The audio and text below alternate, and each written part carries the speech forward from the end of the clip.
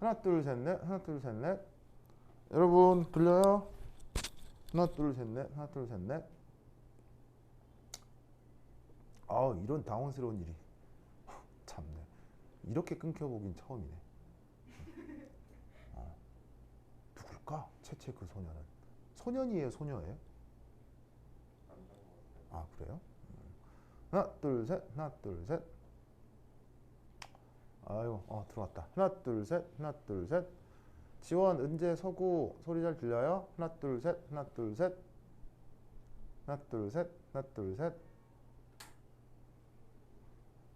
소리 잘 들립니까? 하나, 둘, 셋. 하나, 둘, 셋. 에헴. 하나, 둘, 셋. 하나, 둘, 셋. 어허. 아이고. 답을 안 해. 하나, 둘, 셋. 영현, 지원, 은재, 서구. 소리 잘 들려요?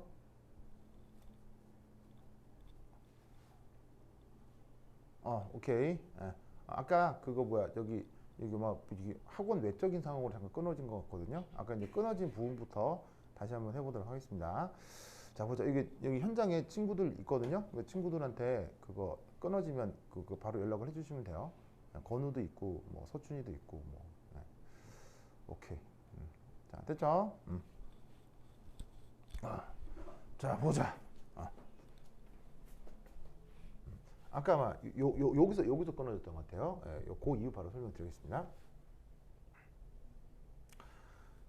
정상 끓는 점이 낮아지는 경우에 대해서 또한 어떤 말을 쓰냐면 휘발성이라는 말을 씁니다. 그래서 영어 표현으로는 more volatile이라는 말을 쓰는데 이게 뭐 그냥 중고등학생 기본 어휘에도 나와 있는 말이기 때문에 이 정도 단어는 알아두시면 좋겠어요. 그래서 끓는 점이 낮다는 얘기는 자, 더 휘발성이라는 말을 쓰는 건데 휘발성이라는 말이 또 직역하면 그러니까 그 의미를 이제 번역하면 뭐겠어요? 바로 더 기화를 잘한다. 이런 뜻이겠죠. 그래서 끓는 점이 낮을수록 이제 더 기화를 잘한다라고 바로 말을 연결해 주셔도 되는 거예요.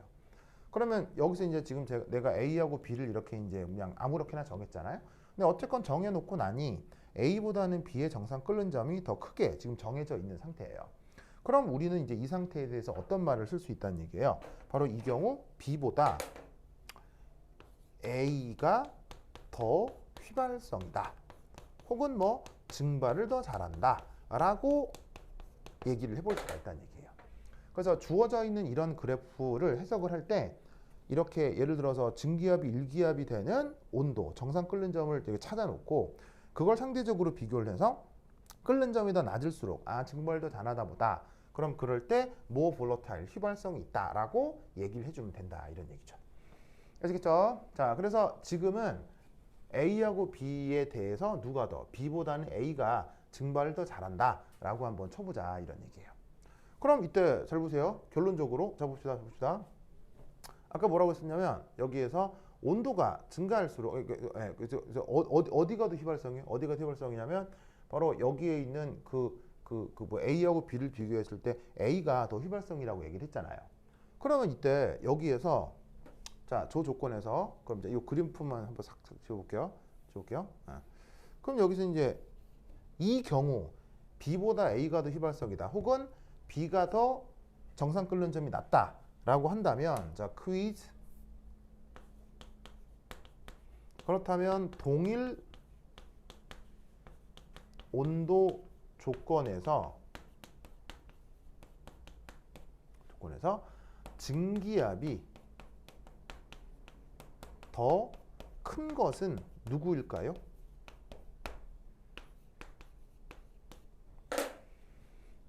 이렇게 증기압이 일기압이 될 때 끓는 점이 더 낮은 A, 걔를 휘발성이라고 말을 했잖아요. 그럼 그렇게 말을 했다면 둘을 동일 온도 조건에서 내버려 뒀을 때 그때 증기압이 더 큰 건 이 경우 A가 더 증기압이 더 크다고 해야 되겠어요? B가 더 증기압이 더 크다고 해야 되겠어요? 바로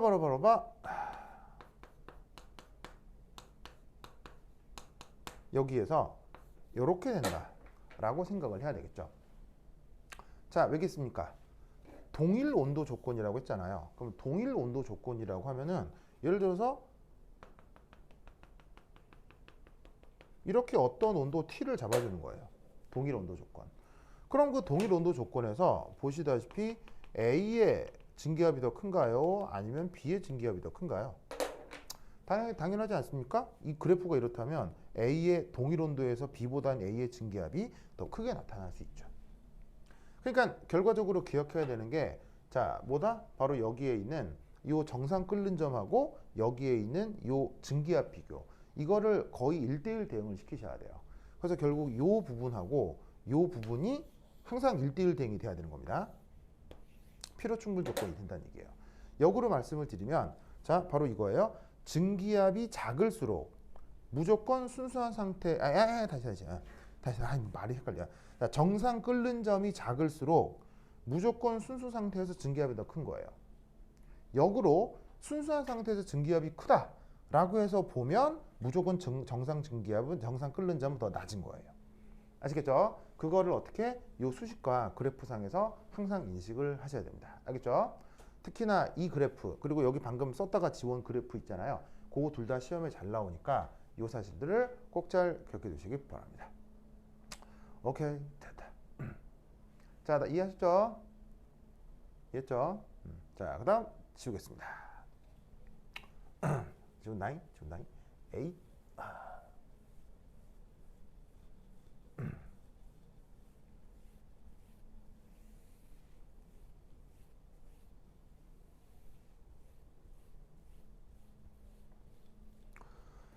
자, 그럼 이 라우리 법칙에 대해서 이제 두 번째 이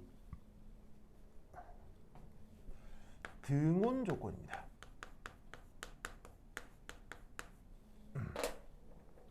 자, 지금 하는 모든 얘기는 앞으로 지금 오늘 할 얘기는 100% 등온 조건에 대한 얘기입니다.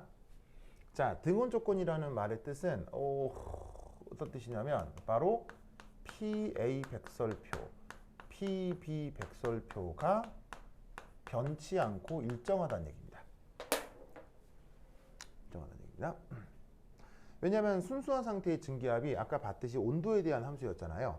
그럼 온도가 일정하면 저 순수 상태의 증기압은 항상 같아지겠죠. 자, 그래서 이때 저 등온 조건에서 바로 용액의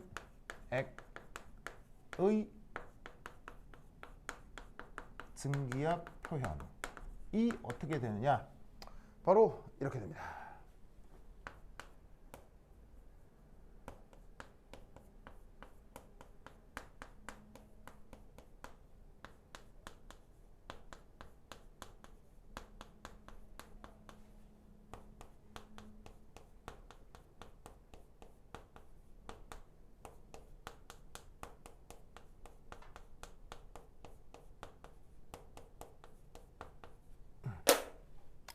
이렇게 됩니다. 자, 요 수식을 이걸 지금 하려고 하는 라우레 법칙이라고 하는 거예요. 자, 아까 뭐라고 했었냐면 법칙이라는 것 자체가 경험적이기 때문에 수학적으로 증명이 안 된다고 했죠. 그래서 법칙이라고 하는 건 그냥 뭐라고요? 외우는 거예요. 그럼 이 말은 무슨 말이냐면 여기에 있는 요 세 개의 수식을 외우란 얘기예요. 이건 증명이 되는 게 아니기 때문에 그냥 외우는 거예요. 라울이라고 하는 한 사람의 가정이에요. 이 수식을 따르자고 가정해 보자라는 거예요. 그러니까 이건 이해가 되는 게 아니고 증명되는 것도 아니고 그냥 외우시면 되는 겁니다. 자, 그러면 이제 각각의 이제 항들을 좀 살펴보면 여기에 있는 PA, PB 이게 뭐예요? 바로 순수하단다. PA, PB는 섞여 있는 용액이 증발을 해서 혼합 증기가 되었을 때의 각 성분의 부분합이라고 아까 얘기를 했었죠. 그게 어떻게 표현되냐면 바로 XA, XB. XA, XB는 뭐예요? 바로 액체 상태 각 성분의 몰 분율이었어요. 그리고 PA 백설표, PB 백설표가 뭐였어요? 바로 섞여 있는 각 성분의 순수한 상태의 증기압이에요. 그래서 각 성분의 순수한 상태의 증기압에다가 몰 분율을 곱해서 증기상에서 각 성분의 부분합을 표현할 수 있다라는 가정이 바로 라울의 법칙입니다. 그렇다고 하면 여기에 있는 각 성분의 부분합을 더한 것, 각 성분의 부분합을 더한 걸 이걸 뭐라고 한다고요? 용액의 증기압이라고 표현하는 거예요. 요 P가 지금 요거라고. 그래서 각 성분의 증기압을 더한 게 그게 전체 증기압이겠죠, 뭐. 아시겠죠? 그렇죠? 이 논리를 기억해 두시기 바랍니다. 그래서 뭐 100% 그냥 외우는 거예요. 외우는 거라서 이렇게 생각하시면 되는데, 이때 여기서 우리는 이제 살짝 왜 라울이라는 사람이 이런 가정을 했느냐라고 한번 생각을 해보자는 얘기예요. 그래서 이제 살펴볼 게 바로 이제 요 등호 관계인데, 이 등호 관계의 의미가 뭐냐? 이 등호 관계의 의미가 여러분 수학적으로 뭘까요? 이렇게 표현하는 게 지금 우리가 화학이니까 라울의 법칙이라고 하잖아요. 근데 이 표현을 수학자가 보면 뭐라고 할까요? 라울의 법칙 1도 모르고 용액, 용매 아무것도 모르는 수학자가 이 수식을 딱 보면 뭐네 할 거예요. 이 뭐죠? 그냥 화학 1도 모르는 수학자가 이걸 보는 순간 등호 수식을 딱 보는 순간 이거네 이렇게 얘기를 할 거예요. 이게 뭐예요? 서준아, 이게 뭐예요? 초등학교 때 배웠던 거예요. 초등학교 때 이거 배웠어요. 중학교 때도 배웠고요. 요즘도 계속 써요. 여러분들이 아무 데서 막 공부할 때 항상 써요, 이거. 건우야, 이거 뭐예요?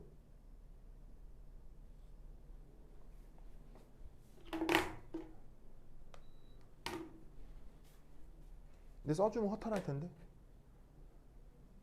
이게 뭐냐면요, 바로 산술 평균이에요. 이 수리적 관계가 이게 산술 평균이라고요. 이게 왜 산술 평균인지 이해하시겠어요? 산술 평균 배운 적 있죠, 초등학교 때. 그리고 지금도 막 쓰죠, 수학 시간에. 그 산술 평균이에요. 이게 왜 산술 평균이에요? 자, 예를 들어서 뭐 간단한 퀴즈 1, 1, 2, 2, 2 얘를 평균하시오.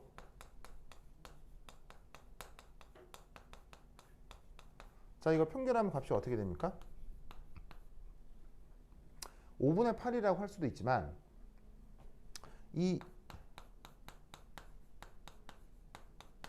5분의 8을 어떻게 표현할 수도 있냐면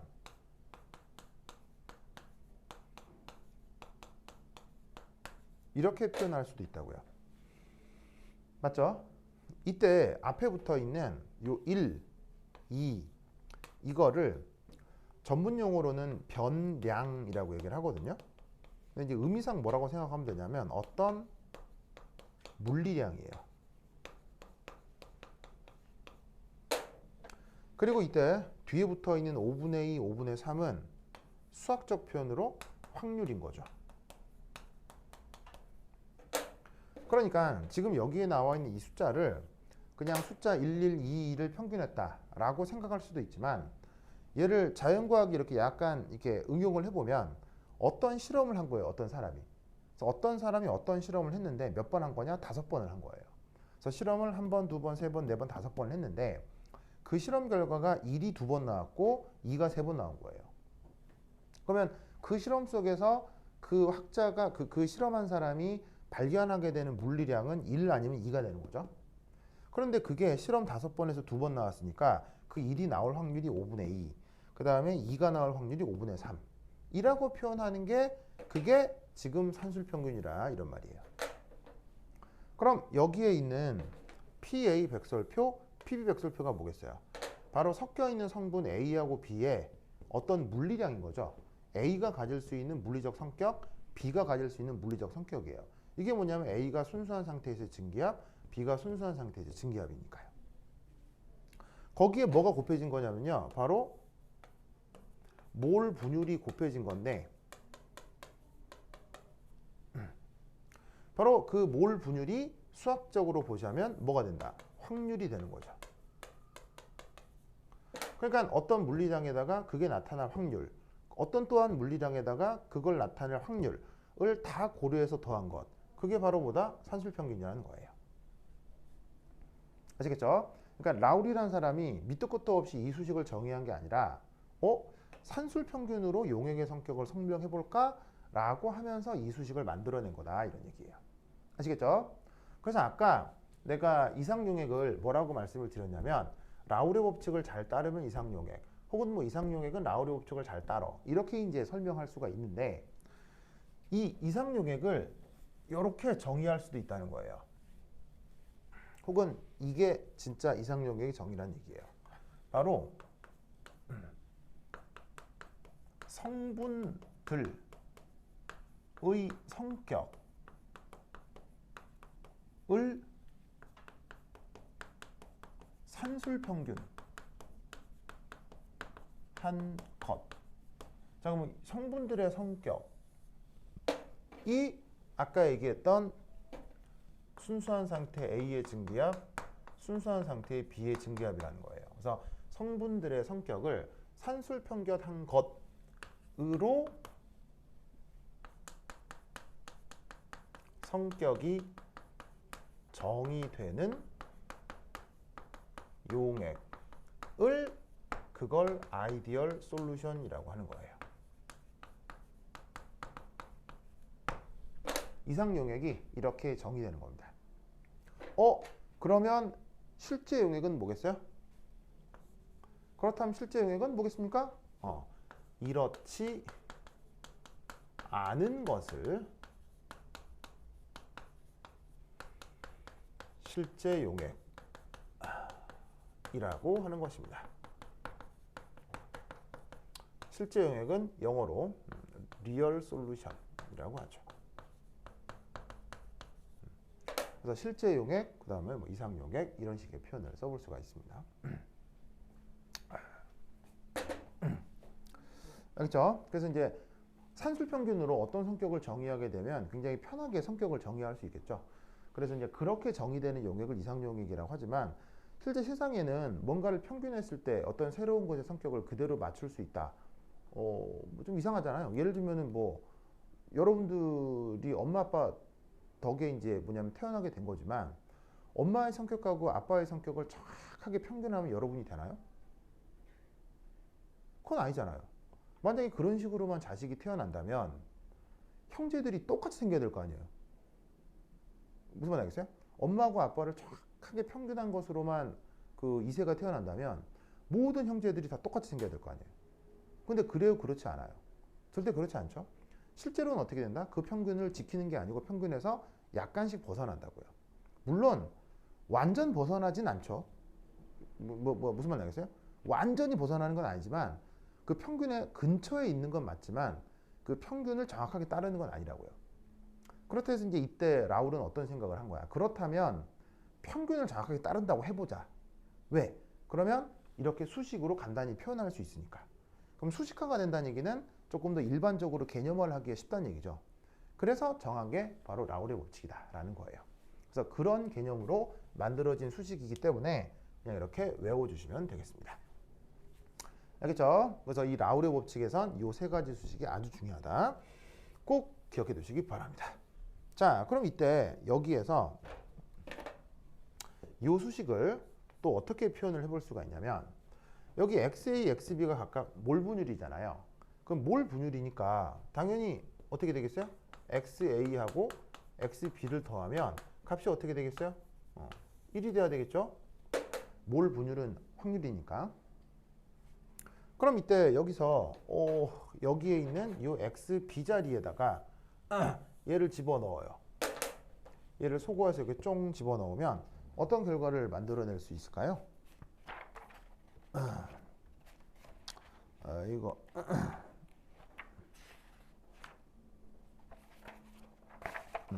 이런 결과를 만들어낼 수 있습니다. 더하기 빼기 한 다음에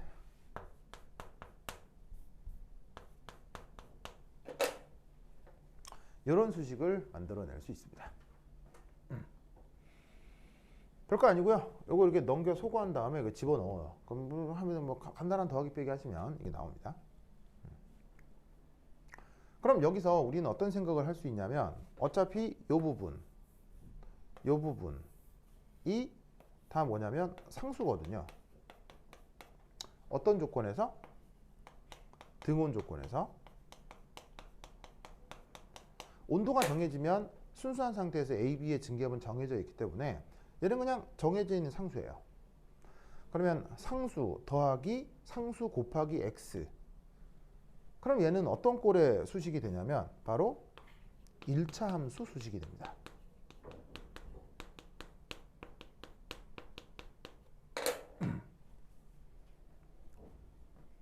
아시겠죠? 그래서 그 그래프를 그려볼 수 있어요. 그럼 그 그래프를 어떻게 그릴 수 있느냐? 이렇게 표현할 수 있습니다.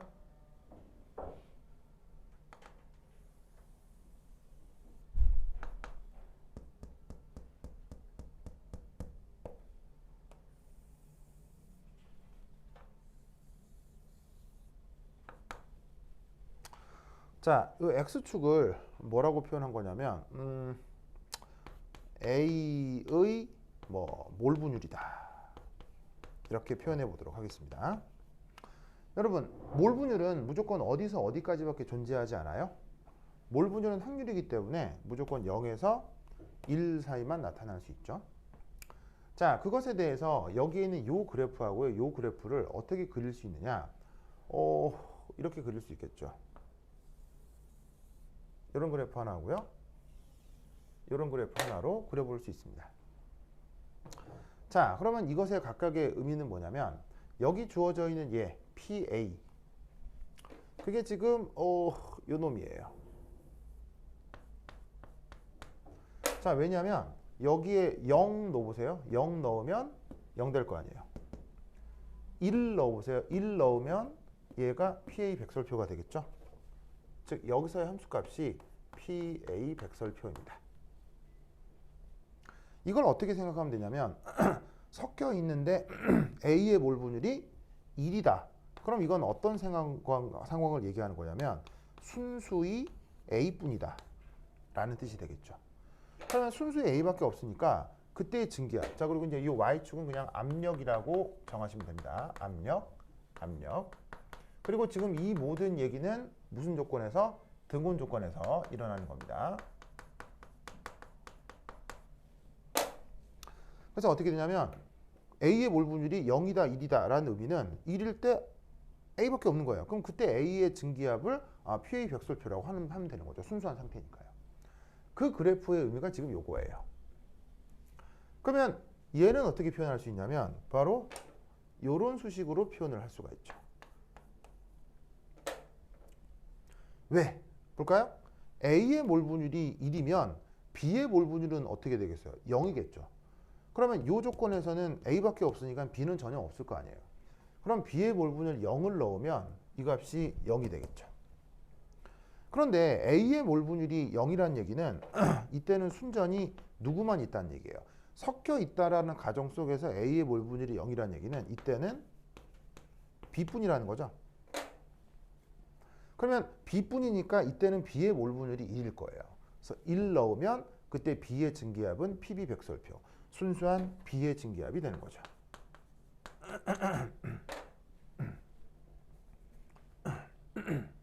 아시겠죠?